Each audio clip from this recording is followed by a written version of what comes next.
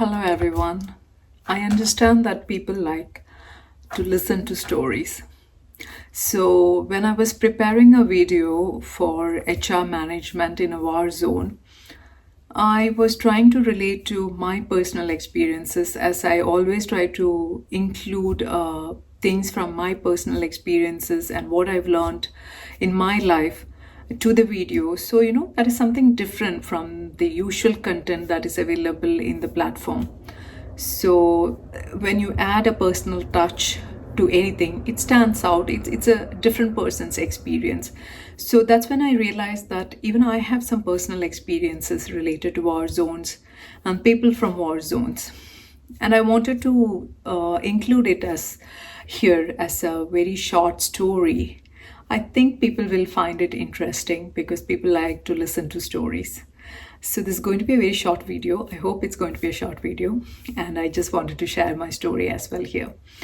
So when I was a child, when I was very small, my dad used to work in Iraq, and we were there for a very short time. He had taken us there, and when I went there, in those days, it was a very highly conflicted place. I presume even now it's a highly conflicted place. In those days, it used to be frequented with wars. So when we reached there, we were staying in a hotel called, I think the name was Oberoi Babylon. I'm not sure. It's so many decades ago, so many years ago this happened. So I think, okay, my small memory, maybe I'll have to talk to my dad and understand more. But this from whatever I could remember, I'm just trying to share here. So what I remember, the hotel's name was Babylon, Oberoi Babylon. So we were staying in Oberoi Babylon. The stay is important. I'll tell you why later, why this is important. So we were staying in this hotel in Iraq, Baghdad. Baghdad was the place where we were staying. And we went there. It was a fantastic hotel. Of course, it's a 5-star hotel, so the amenities were fantastic. The food, of course, one of the best in the world. The stay is fantastic. So like any other country, like a very normal, beautiful place to be. Very, it was really advanced. In those days, the roads, the infrastructure was fantastic. I still remember, I have the memories of the roads and the buildings, what I saw there, the markets that I visited.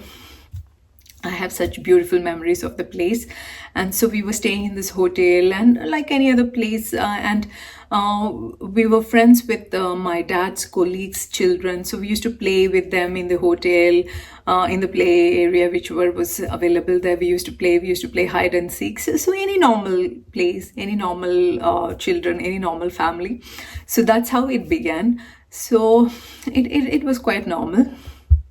And then as the days passed by, we were shifted to the normal family accommodation, which was in a proper community. It was again a beautiful place with a lot of parks and beautiful accommodation. So when we shifted to the accommodation is when the gravity of the situation actually sink in.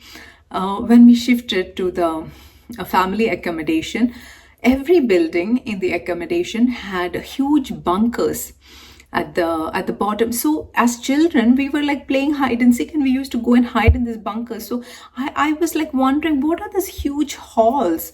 They were huge, huge, with huge ceilings and heavy doors and empty. It was neat and clean, but completely empty.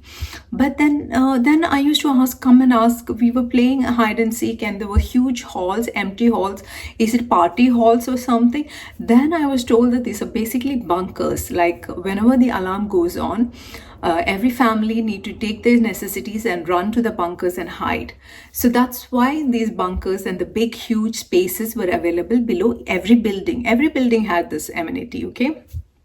So that was my first experience of being in a place which is in constant threat, like my home country, we didn't have any of this. We were not under threat, or we were not threatened by anything at that time, and we didn't have any kind of fear, or we didn't have these kind of amenities in our daily lives. So this was the first experience that I had, and I was, as a child, I was amazed, I was curious, I wanted to know more, and we were just playing, and the seriousness didn't sink in. So then later we had to come back, and we were leading our normal lives. And one day we got a call from my dad's office saying that he's injured. And what happened was, like, there was some attack where he was staying, and he was injured. Basically, then when we met our dad, then we came to know, like, what actually happened. There was no alarm, so people didn't have the chance to go and hide in the bunkers. So some shell or piece of a shell, that's what we were informed, because if the actual shell fell in the place, then nobody would survive. So it was not the actual shell, it was just a piece of a shell that fell near his home. And all the windows of his apartment got shattered, and he was thrown from a room to a different room, and he went under the cot of another room, and he was injured.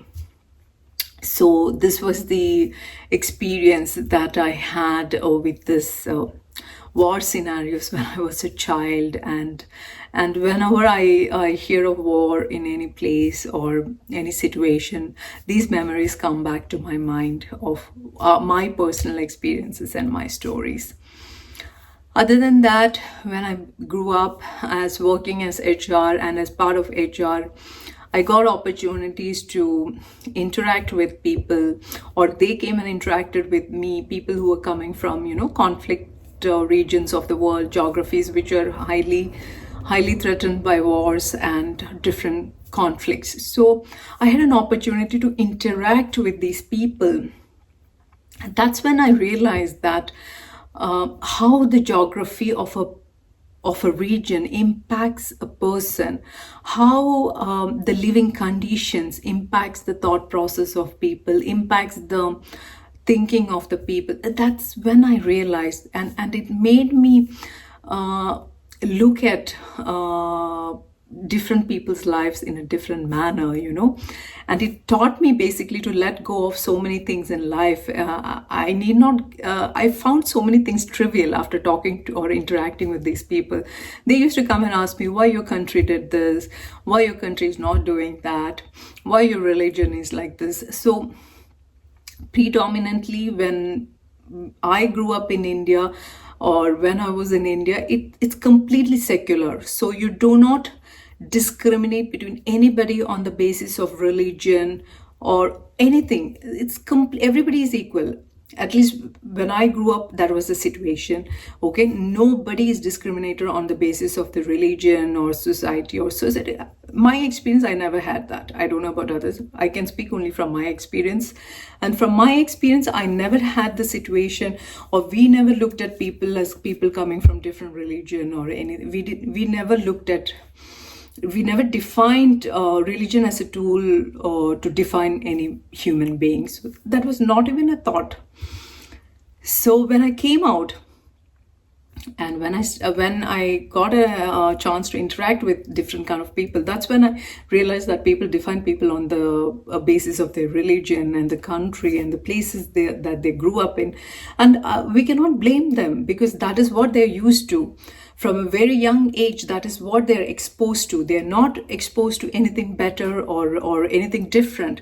So obviously they're going to be impacted by those factors. So yeah, they used to come and ask me why your country did this, and I used to bluntly answer them. And now looking back, I realize how much blunt I was, how much innocent I was. Now I wouldn't be giving them that kind of answers. I would be giving them different answers. So yeah, and what I learned from this is that people, when they're exposed to conflict 24/7, 365 days from a very young age, they look at things, their whole life they consider as a conflict, and it's very different from a person who is coming from a area which is not impacted by any kind of conflict, who is not constantly threatened by any kind of conflict. The thinking levels vary, the attitudes vary. So this is something I learned. So let's look forward to a world where there are less conflicts.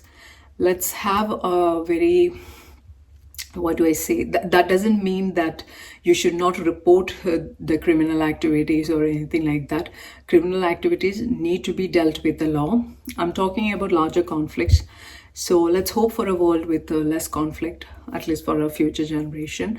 I was preparing this HR, HR video, and I wanted to share my personal experiences as well here in the form of a small video, just as part of storytelling. I hope people find it interesting. Just another person's perspective, experience, life exposure. I hope it is interesting for you. I don't know how much interesting.